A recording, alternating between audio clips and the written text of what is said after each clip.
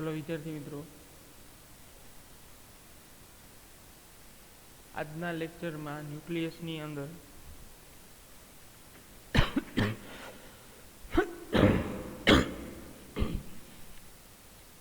Last time જે જોયું હતું ત્યાંથી આગળ જોઈએ. લાસ્ટ ટાઈમ આપણે અર્ધાયુ સરેરાશ જીવનકાળ અને તથા એના નીટમાં કઈ રીતે પૂછાય છે MCQ, કઈ રીતે સૂત્રમાં આપણે બદલાવ કરીને અલગ અલગ વેલ્યુ ન આપેલી હોય સૂત્રની તો પણ અર્ધાયુ અને સરેરાશ જીવનકાળ મેળવી શકાય છે. તો આગલા બધા સૂત્રનો જ ઉપયોગ દ્વારા એ મળે છે. તો જો આપણે રેડિયો એક્ટિવિટીનો ચરઘાતાંકીય નિયમ થઈ ગયો છે. ચલો, રેડિયો એક્ટિવિટીનો ચરઘાતાંકીય નિયમ કમ્પ્લીટ છે. ત્યારબાદ અર્ધાયુ એ પણ લાસ્ટ લેક્ચરમાં આપણે જોયું છે. Tau 1 equal to 0.693 upon lambda અને સરેરાશ જીવનકાળ, તો જે સમય અવિભંજિત રહેતી ન્યુક્લિયસની સંખ્યા પ્રારંભ કરતા ઈમાં ભાગની થાય તે સમયગાળાને સરેરાશ જીવનકાળ ટાઉ કહે છે. તો tau equal to 1 upon lambda અને સમય સાથે આ સંબંધ છે. Tau 1 equal to 0.693 into lambda. આ આપણા સિલેબસમાં નથી. આલ્ફા ક્ષય,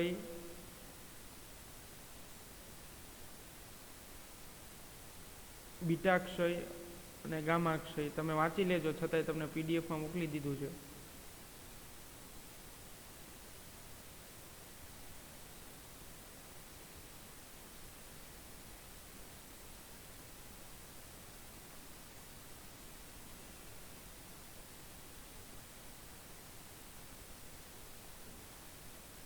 ચલો હવે વિદ્યાર્થી મિત્રો, ક્યારથી બાકી છે આપણે ન્યુક્લિયર પ્રક્રિયા.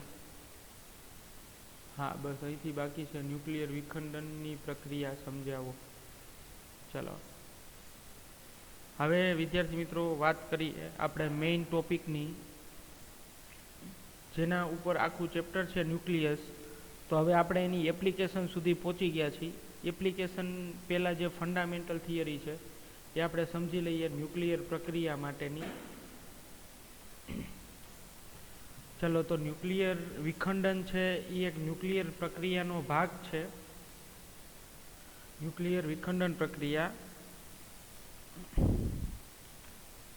તો આ પ્રક્રિયા વિદ્યાર્થી મિત્રો એક ભાગ છે ન્યુક્લિયર પ્રક્રિયાનો.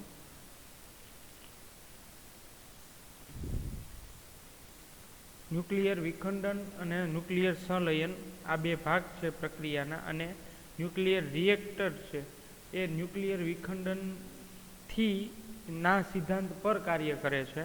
તો પહેલાં આપણે ન્યુક્લિયર રિએક્ટર સમજતા પહેલાં વિદ્યાર્થી મિત્રો આપણે ન્યુક્લિયર વિખંડનની પ્રક્રિયા સમજવી વધારે જરૂરી છે.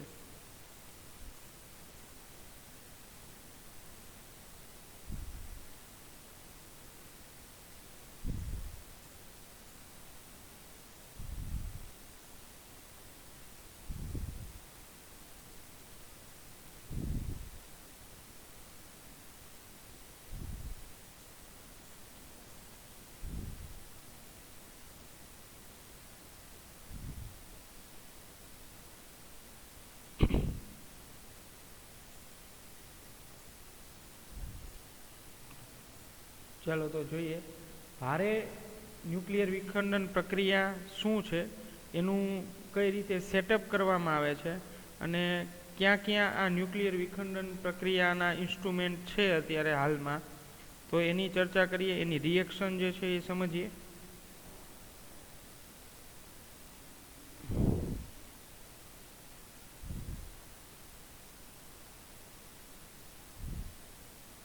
તો વિદ્યાર્થી મિત્રો, ન્યુક્લિયર વિખંડન એની અંદર મેઇનલી શું થાય છે બેઝિકલી, તો એમાં કોઈ એક હેવી ન્યુક્લિયસ હોય છે, મોટો પરમાણુ હોય છે. તો એ મોટા પરમાણુ પર આપણે કોઈ એક પ્રક્ષિપ્ત કણનો ઉપયોગ કરીએ છીએ. હવે એ પ્રક્ષિપ્ત કણ એટલે શું, તો કે જેનો મોટા ન્યુક્લિયસ પર તમે મારો ચલાવો છો તો એ મારો ચલાવવા માટે બંબાર્ડ કરવા માટેનો જે કણ છે એ કણને આપણે શું કહીએ છીએ? પ્રક્ષિપ્ત કણ. તો હવે ન્યુક્લિયર વિખંડનની પ્રક્રિયાની અંદર આપણે કોઈ એક પ્રક્ષિપ્ત કણ લેશું અને કોઈ એક હેવી ન્યુક્લિયસ પર એનો મારો ચલાવશું અને મારો ચલાવ્યા બાદ ન્યુક્લિયર વિખંડન એટલે ફ્યુઝન પ્રક્રિયાની અંદર એક મોટા ન્યુક્લિયસના બે નાના નાના ભાગમાં વહેંચણી થઈ જશે અને એ દરમિયાન અમુક પ્રકારની ઉર્જાનું ઉત્સર્જન થાય છે અને એના દ્વારા આપણે એનો ઉપયોગ વીજળી જે છે, વિદ્યુત ઉર્જા છે એ મેળવવા માટે કરીએ છીએ. ચાલો તો હવે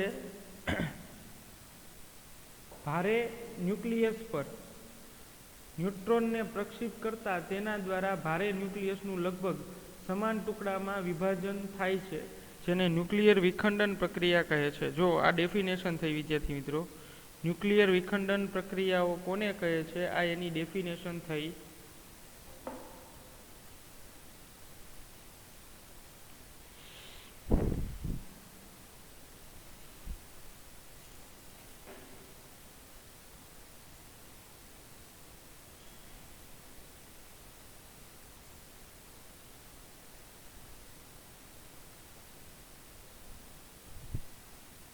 ચલો અંડરલાઈન કરતો જાઉં છું.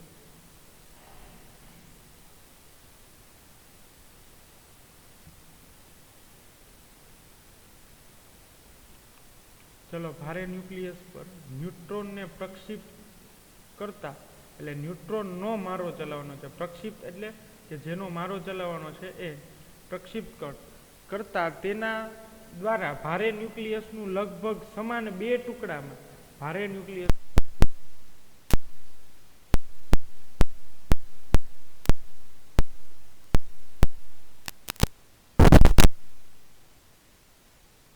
કે સમાન બે ટુકડામાં વિભાજન થાય તો એ ક્યાં નંબર સુધી થાય છે? તો કે 36 થી 56 સુધી. આ યાદ રાખજો, 36 થી 56 સુધી થાય છે. માનો કે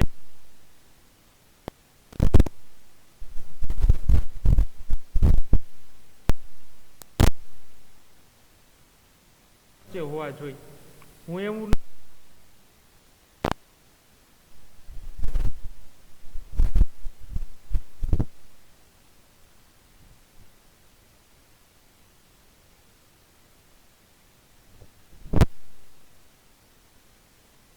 ભાગ થશે.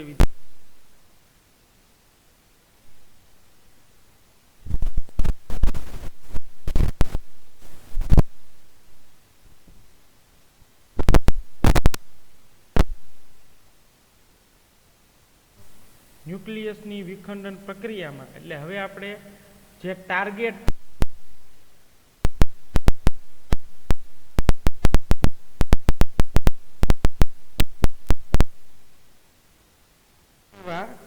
ન્યુક્લિયસની વિખંડન પ્રક્રિયામાં ન્યુક્લિયસ દીઠ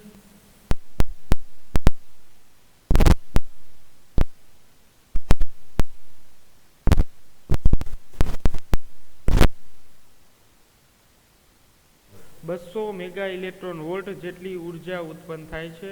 યુરેનિયમને આપણે ટાર્ગેટ કરીએ અને ન્યુટ્રોનનો એના ઉપર મારો ચલાવીએ તો એક પ્રક્રિયામાં ન્યુક્લિયસ દીઠ 200 મેગા ઇલેક્ટ્રોન વોલ્ટની એનર્જીની ઉત્પત્તિ થાય છે. એટલે ખરેખર આ આલ્બર્ટ આઇન્સ્ટાઈનનું જે સૂત્ર છે E=Δ mc², એના સૂત્રને આધારિત દળનું ઉર્જામાં રૂપાંતરણ થાય છે. ચલો હવે ન્યુટ્રોન જ કેમ પસંદ કર્યો ભાઈ? આપણે આલ્ફા કણનો કેમ મારો પસંદ નથી કરતા? કારણ કે સોનાની વરખમાં તો આલ્ફા કણનો મારો લીધો હતો. તો ન્યુટ્રોન શા માટે? Why neutron select to projectile particle. તો હવે એનું આપણે સમજીએ કે ન્યુટ્રોન શા માટે યુઝ કરી છે. કારણ કે ન્યુટ્રોન છે એ વિદ્યુતભારની દ્રષ્ટિએ તટસ્થ છે, એટલે વિદ્યુતભાર વિહીન છે, ન્યુટ્રલ છે.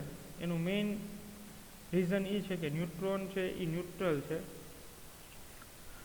તટસ્થ છે.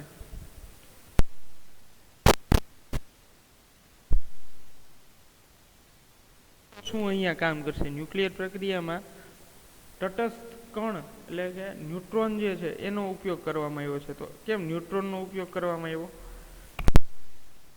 પહેલું વસ્તુ કે એ તટસ્થ છે, ન્યુટ્રોન છે એ તટસ્થ છે. એ સિવાય બીજું શું રિએક્શન છે, રીઝન છે, તો કે ન્યુટ્રોન એ તટસ્થ હોવાથી અપાકર્ષી બળનો સામનો કરવો પડતો નથી. બહુ સમજવા જેવી વસ્તુ છે વિદ્યાર્થી મિત્રો. હવે આપણે ખબર હોવી જોઈએ કે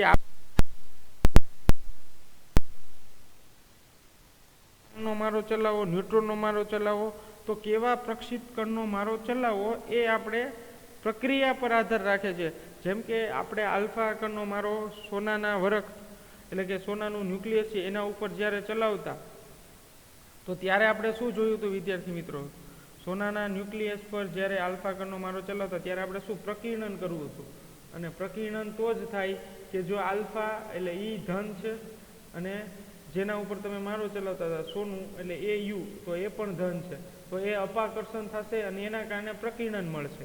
તો આપણે ચેપ્ટર નંબર 12માં ઓલરેડી આની સ્ટડી કરી લીધી છે કે શા માટે why we select alpha particle to projectile particle in gold foil on gold foil.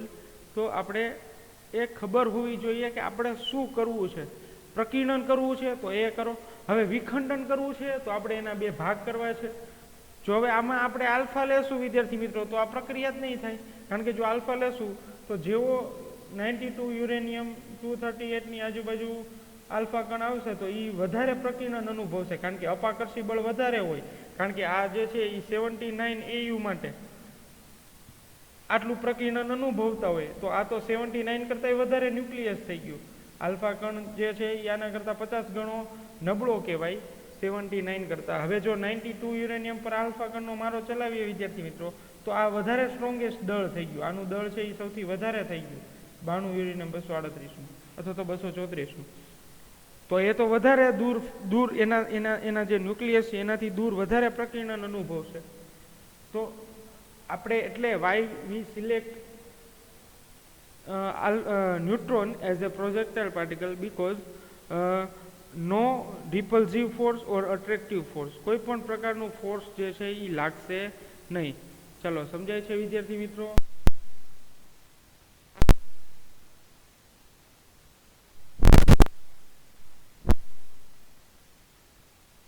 અંદર સામાન્ય જ એમસીક્યુ હોય છે, થિયરિટિકલ, પણ ઘણા સ્ટુડન્ટો છે એ ભૂલ કરે છે.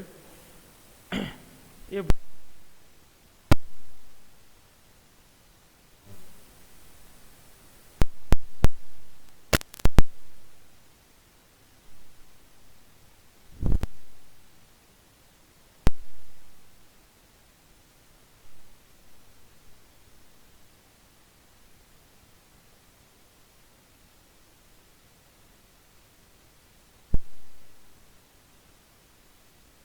ધીમા ન્યુટ્રોન વડે થાય છે. જો સમજો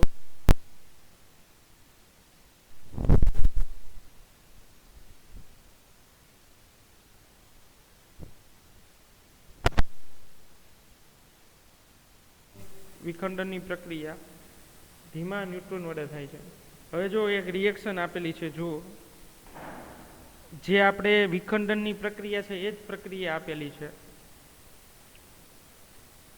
નીચેની રિએક્શન છે એ ખાસ જુઓ, સમજવાનો પ્રયત્ન કરો.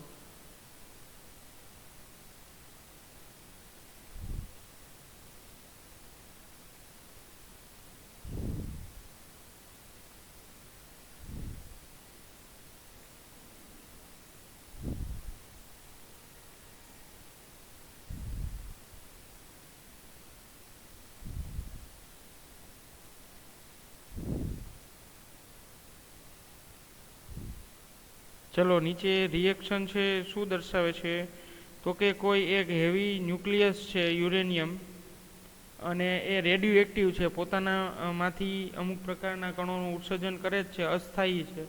તો અસ્થાયી ન્યુક્લિયસ પર તમે ન્યુટ્રોનનો મારો ચલાવો છો. જો લખેલું છે ન્યુટ્રોન, સાથે રિએક્શન કરો છો, તો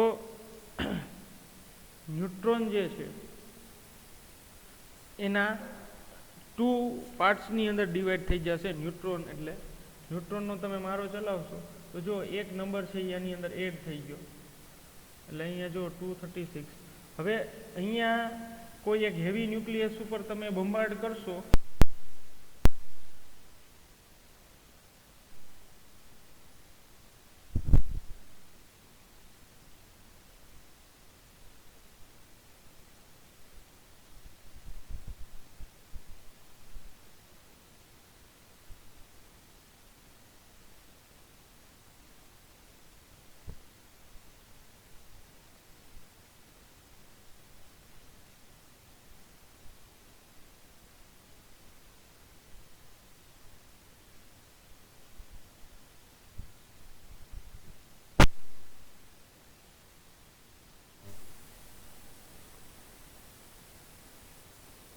સોરી આ છે 56 BA 36 ક્રિપ્ટોન 89. ચાલો તો હવે આ બેનો પ્લસ તમે કરો વિદ્યાર્થી મિત્રો તો પાછું જે છે આ બેનો પ્લસ કરશો તો 92 મળી જવું જોઈએ. રિએક્શન બેલેન્સ થતી હોવી જોઈએ. જોકે કેમિસ્ટ્રીની અંદર તમારે એ જ શીખવાનું હોય છે, રિએક્શન બેલેન્સ કરવાની. તો અહીંયા જો રિએક્શન છે એ બેલેન્સ થતી હોવી જોઈએ. 56 + 36 કરો એટલે 50 અને 30 એટલે થઈ ગયા 80. 80 + 6 ને 6 12 એટલે 92. ચલો તો 92 યુરેનિયમ સામે મળી જાય છે આપણને. પછી ઉપર તમે જુઓ તો 89 + 144 અને 3 ન્યુટ્રોન છૂટા પડે છે. જો કોઈ પણ એક રિએક્શન થાય એ દરમિયાન એક ન્યુક્લિયર વિખંડન પ્રક્રિયા થાય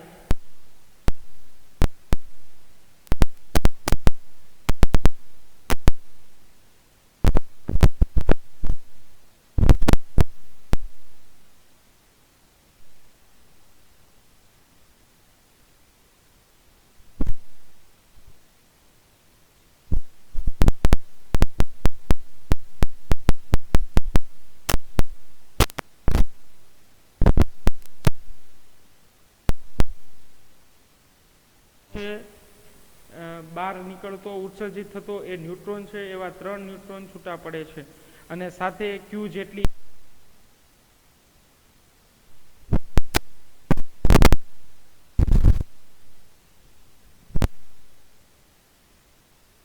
ન્યુટ્રોનનો મારો ચલાવતા એના 2 સમાન ભાગ પડે છે. 2 ભાગ પડે છે અને એ 2 સ્ટેબલ ન્યુક્લિયસ નો સરવાળો જે આ મેઇન જનક ન્યુક્લિયસ, આ જે મેઇન ન્યુક્લિયસ હોય વિદ્યાર્થી મિત્રો એને જનક ન્યુક્લિયસ કહેવાય. આ જે મેઇન ન્યુક્લિયસ છે એને જનક ન્યુક્લિયસ કહેવાય. અને જે 2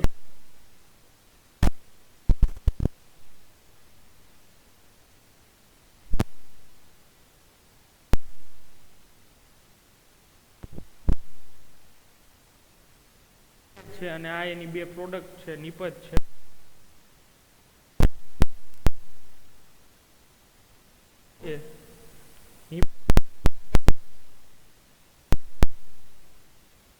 ન્યુક્લિયસ એ રેડિયો એક્ટિવ ન્યુક્લિયસ હોવાથી બીટા કણોનું ઉત્સર્જન કરી સ્થાયી કે હવે આ જે 2 પરમાણુ છે એની અંદરમાં એમાંથી બીટા કણનું પણ ઉત્સર્જન થાય છે. બીટા કણનું ઉત્સર્જન શેના માટે થાય છે વિદ્યાર્થી મિત્રો? સ્થાયી થવા માટે. સ્થાયી થવા માટે ન્યુક્લિયસને સ્ટેબલ, આ બંને ન્યુક્લિયસ સ્ટેબલ થવા માટે, સ્ટેબલ જ છે પણ વધારે સ્ટેબલ થવા માટે એનામાંથી બીટા કણનું ઉત્સર્જન થાય છે.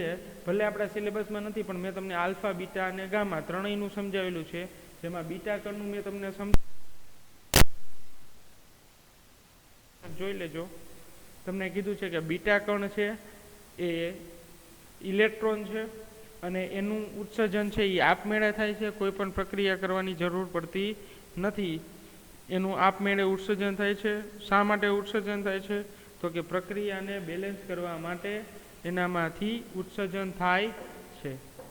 તો સ્ટેબલ રિએક્શન માટે બીટા કણ એટલે કે ઇલેક્ટ્રોનનું ઉત્સર્જન થતું હોય છે. એ તમારે ખાસ યાદ રાખવાનું છે વિદ્યાર્થી મિત્રો.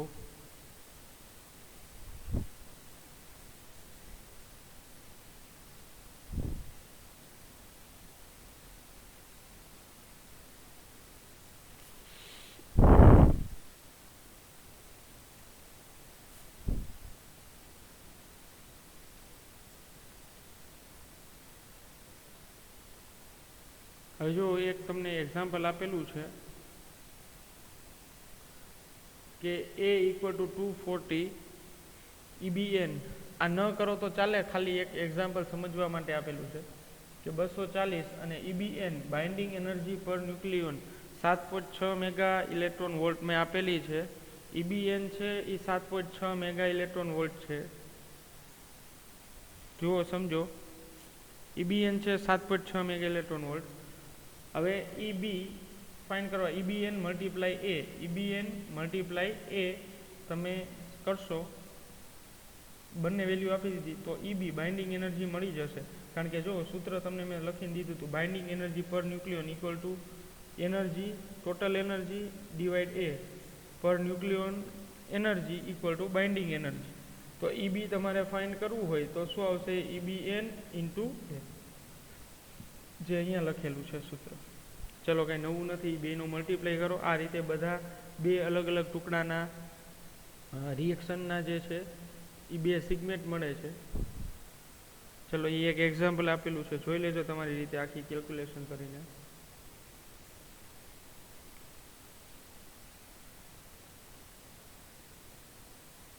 વિખંડન દરમિયાન ઉત્પન્ન થતી ઉર્જા ટુકડાઓને ગતિ ઉર્જા સ્વરૂપે મળે છે, જે દ્રવ્યમાં રૂપાંતરણ જ મિનિટો સ્લાઇડ થઈ જાય છે ઓટોમેટિક.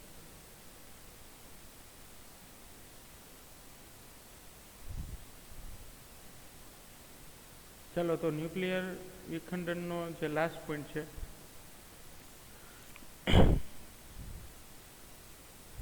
શું કહે છે જુઓ.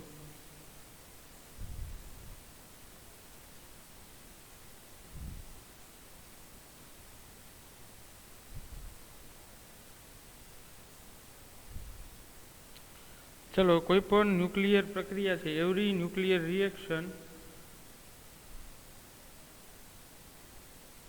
એમાં મેઇન શું થાય છે? કોઈ પણ ન્યુક્લિયર રિએક્શનની અંદર ઉર્જા ઉત્પન્ન થતી હોય છે અને ટુકડાઓના ગતિ ઉર્જા સ્વરૂપે મળે છે. એટલે 92 યુરેનિયમ 235 અથવા તો 238 પર મારો ચલાવો ન્યુટ્રોનનો તો ઉર્જા ઉત્પન્ન થાય છે, અને જે બીજા બે સેગમેન્ટ મળે છે એ ગતિ ઉર્જાના સ્વરૂપમાં મળે છે, જે દ્રવ્યમાં રૂપાંતરણ પામી ઉષ્મા ઉર્જામાં રૂપાંતરણ થાય છે. એટલે કે દ્રવ્ય હોય છે 92 યુરેનિયમ 238 અથવા તો 235 પર ન્યુટ્રોનનો તમે મારો ચલાવો તો આના જે બે ભાગ પડશે તો એ બે ન્યુક્લિયસની એનર્જી એ ઉષ્મા ઉર્જા, એટલે આ જે દ્રવ્ય છે એનું ઉષ્મા ઉર્જામાં રૂપાંતરણ થશે. સાથે 3 ન્યુટ્રોન છૂટા પડશે. ચાલો બીજી વસ્તુ એ સમજાય છે કે જો આ પ્રક્રિયા નિયંત્રિત હોય, નિયંત્રિત એટલે કોના સંદર્ભમાં વાત કરે છે? તો કે તાપમાનના સંદર્ભમાં. જો આ પ્રક્રિયામાં તાપમાન બેલેન્સ થતું હોય, તાપમાન સમાન રીતે જળવાતું હોય, બરોબર છે, તો એ ન્યુક્લિયર રિએક્ટરની અંદર એનો ઉપયોગ થાય છે. આ એની એપ્લિકેશન છે. મેં તમને આની પહેલાં કીધું હતું, તાપમાન બેલેન્સ કરશો તો ન્યુક્લિયર પ્રક્રિયાની અંદર એનો ઉપયોગ થાય છે. ન્યુક્લિયર રિએક્ટરની અંદર એનો ઉપયોગ થાય છે.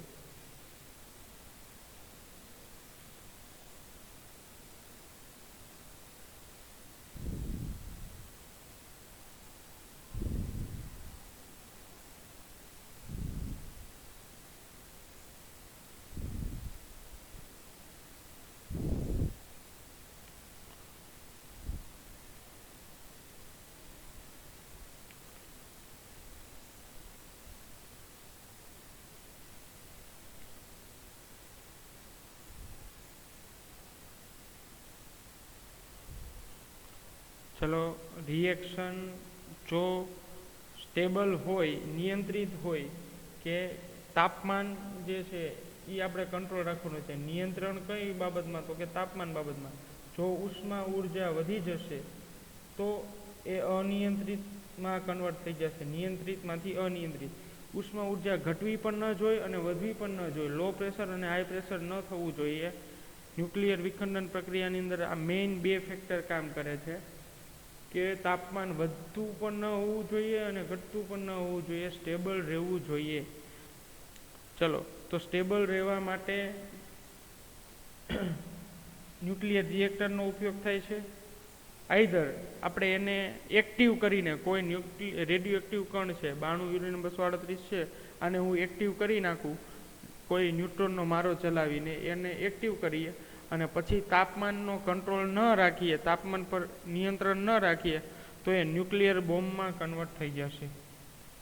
ચલો તો આ આતંકવાદી પ્રવૃત્તિ થઈ ગઈ. આપણે ન્યુક્લિયર આમાં મેઇન જ્યારે ન્યુક્લિયર એનર્જી જ્યારે બહાર પડી, ન્યુક્લિયર ઉર્જા એક આ ઉર્જાનો જ ભાગ છે કે દળનું ઉર્જામાં રૂપાંતરણ. તો ત્યારે મેઇન આલ્બર્ટ આઇન્સ્ટાઈન અને બીજા બધા જે સાયન્ટિસ્ટો છે એને મેઇન પ્રશ્નો જે હતા કે આનો ખરાબ ઉપયોગ ન થાય, ગેરઉપયોગ ન થાય. અને અત્યારે તમે જુઓ છો તો બધા જે સંઘ છે, આખા યુનિયન છે કન્ટ્રીના, જેમ કે એશિયા છે, યુરોપિયન કન્ટ્રી છે, USA છે, તો એ બધા પાસે મેઇન શક્તિ જે છે, સત્તા છે, પાવર છે, એ આ છે મેઇન ન્યુક્લિયર ઉપર જ. તમે જોતા હશો ટીવીની અંદર કે આટલા ન્યુક્લિયર વેપન્સ છે એ ખરીદી લીધા છે આમની પાસેથી, રશિયા પાસેથી ઇન્ડિયાએ આટલા ન્યુક્લિયર વેપન્સ ખરીદી લીધા છે. પછી પ્લુટોનિયમ ખરીદી લીધો છે, યુરેનિયમની નિકાસ થઈ છે, આટલા યુરેનિયમ શુદ્ધિકરણ કરીને એનો જથ્થો છે એ સ્ટોર કરવામાં આવેલો છે. તો જે ન્યુક્લિયર ફિઝિક્સ છે એ ભૌતિક વિજ્ઞાનની દ્રષ્ટિએ સારું છે, પણ જો એનો ખરાબ ઉપયોગ કરવામાં આવે તો એ બહુ ઘાતક નીવડેલું છે. તમે જાણો છો કે હિરોશીમા અને નાગાસાકી જેવા બે શહેરો પર, જાપાનના જ છે આ બે, કારણ કે જાપાને જ્યારે બીજું વિશ્વયુદ્ધ થયું ત્યારે પોલ હેબર ઉપર હુમલો કરેલો અને એનો બદલાના સ્વરૂપમાં USA વાળાએ, અમેરિકા વાળાએ જે છે એ આના ઉપર અટેક કરેલો. જાપાનની અંદરના કન્ટ્રીની અંદરના બે સિટી છે, હિરોશીમા અને નાગાસાકી, એના ઉપર જે છે એ અટેક કરવામાં આવેલો. તો એનું એક મૂવી પણ છે હોલિવૂડનું, પોલ હેબર. એ સારું છે, World War II નું જ બતાવે છે કે ભાઈ જાપાનીઝ છે એ આ પોલ હેબર ઉપર હુમલો કરે છે અને એના જવાબ સ્વરૂપે બહુ મોટું ફળ ભોગવવું પડે છે. ન્યુક્લિયર બે બોમ્બ છે એ ત્યાં બ્લાસ્ટ કરવામાં આવે છે અને એનો તમે એક એનિમેશનનો વિડીયો પણ છે કે એ બહુ પ્રચંડ, એટલી ગરમી હતી કે આમ તમે જુઓ તો એટલા નજીકના વિસ્તારમાં જ્યાં બોમ્બ ઉપર પ્લેન દ્વારા છોડવામાં આવ્યો અને નીચે જ્યારે એ એક્ટિવ થઈને બ્લાસ્ટ થયો એ દરમિયાન એટલી પ્રચંડ ગરમી હતી કે વ્યક્તિઓ જે છે એ તરત જ સળગી ગયા હતા. તરત જ એટલી પ્રચંડ ગરમી હોય છે, એટલી એનર્જી હોય છે. વિદ્યાર્થી મિત્રો, આ બધા બોમ્બ જો તમે ન્યુક્લિયર પ્રક્રિયાને કંટ્રોલ ન કરો ને ટેમ્પરેચર વધી જાય, અનિયંત્રિત થઈ જાય, તો એનું બોમ્બના સ્વરૂપમાં રૂપાંતરણ થાય છે. અને આ લાઈવ વસ્તુ થયેલી છે. વિદ્યાર્થી મિત્રો, આપણે ફક્ત થિયરીની વાત નથી કરવાની, તમને ખબર હોવી જોઈએ કે આ ખતરનાક, કેટલું ખતરનાક હોઈ શકે છે. તોપ, બંદૂક, મિસાઇલ, એ બધી વસ્તુ તો છે જ વેપન્સ, પણ આ વેપન્સ છે એ બહુ ખરાબ છે. કારણ કે આ વેપન્સની મદદથી એ શું થશે કે એક પ્રચંડ ધડાકો થશે. પ્રચંડ ધડાકા દરમિયાન શું થશે કે આજુબાજુનું ટેમ્પરેચર એટલું બધું વધી જશે કે માણસો જે છે એટલી હીટના કારણે ત્યાં મરી જશે. એ દરમિયાન આ એક વસ્તુ થતી હોય તો બરાબર છે, પણ જે બચી ગયેલા લોકો છે તો એ બચી ગયેલા લોકોમાં રેડિયો એક્ટિવનો ક્ષય એ આસપાસના વાતાવરણમાં ચાલુ થઈ જાય છે, એક્ટિવ થઈ જાય છે. અને ત્યાં કોઈ વ્યક્તિ જન્મે તો એ વ્યક્તિની બોડીની અંદર જ DNA પણ ચેન્જ થઈ જાય છે. રેડિયો એક્ટિવ પાર્ટિકલ જો કોઈ વ્યક્તિની બોડીમાંથી પાસ થાય વિદ્યાર્થી મિત્રો, તો એના DNA પણ ચેન્જ કરી નાખે છે એટલીસ્ટ. તો આ આટલી ખરાબ અને શરમજનક બાબત કહેવાય આખા વર્લ્ડ માટે, વિશ્વ માટે. પણ આનું અત્યારે વધારે ટ્રેન્ડિંગ છે ન્યુક્લિયર વેપન્સનું. તમે આપણે જોયું હોય તો 2003માં કે 2006માં આસપાસ આપણે પણ ન્યુક્લિયર બોમ્બનું પરીક્ષણ કરેલું અટલ બિહારી વાજપેયીની ગવર્મેન્ટની અંદર. તમે જોયું હોય તો પરમાણુ મૂવી પણ આવેલું છે.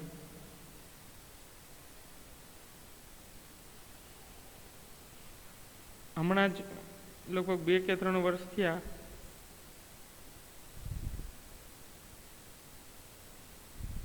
આ મૂવી આવેલું છે, જે અટલ બિહારીની વાજપેયી સરકાર દરમિયાન આપણે પણ આનું ટેસ્ટિંગ છે એ કરેલું છે પોખરણની અંદર. રાજસ્થાનમાં આવેલું છે પોખરણ. તો એમાં જે રીતે કામ કરેલું છે તો અબ્દુલ કલામ પણ એની અંદર ઇન્વોલ્વ હતા આ મિશનની અંદર. ઘણા બધા સાયન્ટિસ્ટોએ જે છે એ કામ કરેલું છે પોખરણમાં આ ન્યુક્લિયરના પરીક્ષણ માટે. અને આમાં મેઇન વસ્તુ એ હતી કે અમેરિકા જે છે એ આપણી ઉપર ખાસ નજર રાખીને બેઠું હતું કે આપણે આ એક્સપેરિમેન્ટ ન કરીએ. પણ છતાં પણ એની સેટેલાઇટને આપણે એનાથી બચીને, સેટેલાઇટ જે નજર રાખીને બેઠું હતું પોખરણ પર, તો એનાથી પણ બચીને આપણે આ એક્સપેરિમેન્ટ સક્સેસફુલ કરી લીધો. તો ટૂંકમાં કહેવાનો મિનિંગ એ થાય છે વિદ્યાર્થી મિત્રો કે અત્યારના સમયમાં, અત્યારની ટેકનોલોજીમાં મિસાઇલ છે, જેટ પ્લેન છે, એ બધા કરતાં સૌથી વધારે ઘાતક જે વેપન્સ હોય છે, હથિયાર છે, તો એ છે ન્યુક્લિયર બોમ્બ. ચાલો વિદ્યાર્થી મિત્રો, તો આ તમને ખાસ ખ્યાલ રહેવો જોઈએ કે ન્યુક્લિયર વેપન્સ છે એ બહુ જ ઘાતક છે, અને એ ત્યારે જ ઘાતક થશે કે જ્યારે તમે એ અનિયંત્રિત રિએક્શનમાં તમે કન્વર્ટ કરો, અનિયંત્રિત પ્રક્રિયાઓ કરો ત્યારે. જો તમે એને કંટ્રોલમાં રાખશો તો તમારે સારા એવા એપ્લિકેશન તરીકે ઉપયોગ થાય છે કે ઉષ્મા ઉર્જાનું વિદ્યુત ઉર્જામાં રૂપાંતરણ થાય, ઉષ્મા ઉર્જાનું વિદ્યુત ઉર્જામાં રૂપાંતરણ થાય. ચાલો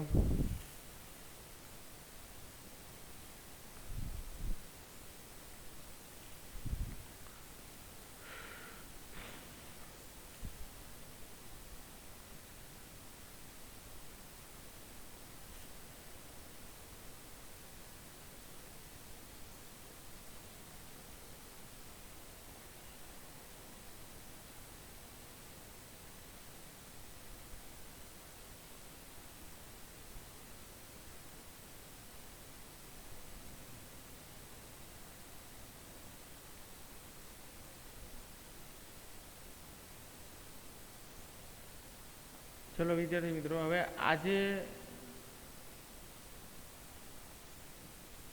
ન્યુક્લિયર વિખંડન રિએક્શન છે એ પછીનો ક્વેશ્ચન છે ન્યુક્લિયર શૃંખલા પ્રક્રિયાની મુશ્કેલીઓ અને નિવારણ. પણ આજે એ બહુ વધારે ટાઈમ લાગશે અને સમજવા જેવો ક્વેશ્ચન છે, કારણ કે જો આ આવડશે તો જ તમને વિદ્યાર્થી મિત્રો ન્યુક્લિયર રિએક્ટર તો જ આવડશે જો તમને ન્યુક્લિયર શૃંખલા પ્રક્રિયા ખબર હોય તો.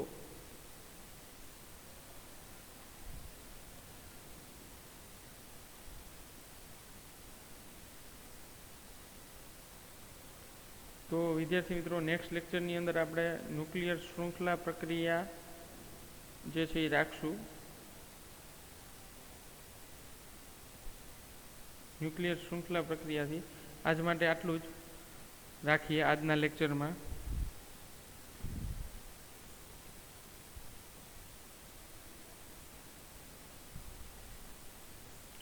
હવે વિદ્યાર્થી મિત્રો, તમારે એ કામ કરવાનું છે કે આના જે લોકોએ હજી ઘણા જે સ્ટુડન્ટ્સ છે એ MCQમાં ઘણા પાછળ છે અથવા તો MCQની તૈયારી જે છે પ્રોપર નથી થતી, તો એવા સ્ટુડન્ટ્સ ખાસ છે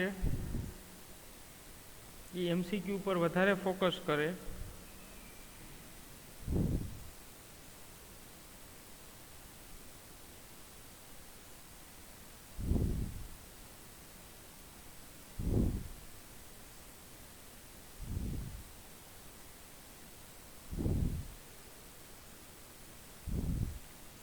MCQ પર ફોકસ છે એ થોડું વધારે હોવું જોઈએ, અને એના માટે તમને બુક કીધી છે વિદ્યાર્થી મિત્રો, જેનિથની આવે છે.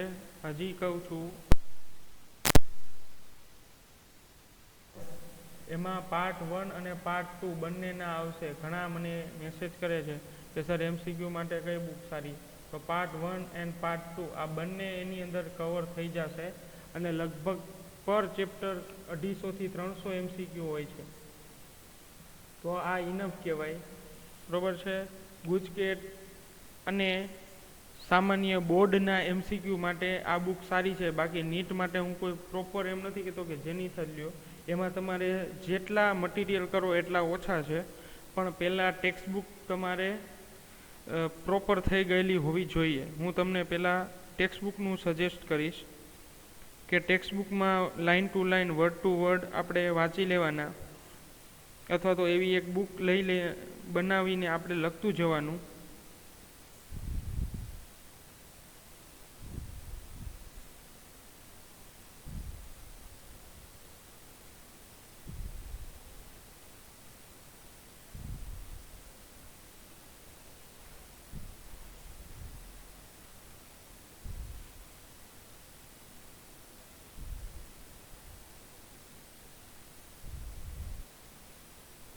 તો વિદ્યાર્થી મિત્રો આ તમારે કામ કરવાનું છે ખાસ.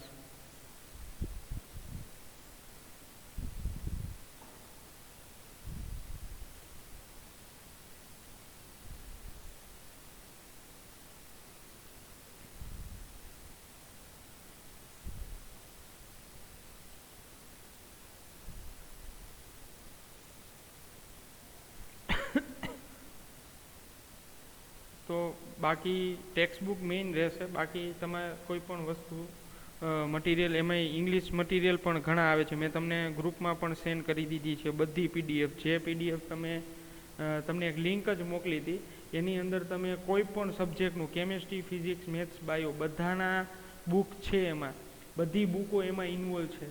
તો મેજોરિટી જે સારા સ્ટુડન્ટ છે એને થોડું સમજાતું હોય ઇંગ્લિશમાં, તો એ મટીરિયલમાંથી પણ તૈયારી કરી શકે. અને જેને નથી સમજાતું તો એ મટીરિયલની અંદર ચેપ્ટર વાઇઝ, ટોપિક વાઇઝ એના જે MCQ નીકળતા હોય એવા સૂત્રોની આખી લિસ્ટ છે. તો એ કરે તો પણ ઘણું સારું કહેવાય. તો એટલા સૂત્રો થઈ જાય તો પણ સારી બાબત કહેવાય નીટ માટે. પણ મેઇન નીટ JEEની જે તૈયારી કરે છે, ઘણાના ક્વેશ્ચન હોય છે, પ્રશ્નો પૂછતા હોય છે કે સર આના માટે કયું મટીરિયલ, આના માટે કયું મટીરિયલ.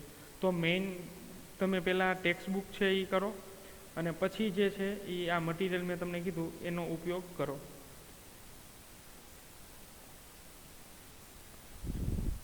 ચાલો હવે નેક્સ્ટ લેક્ચરથી ન્યુક્લિયર શૃંખલા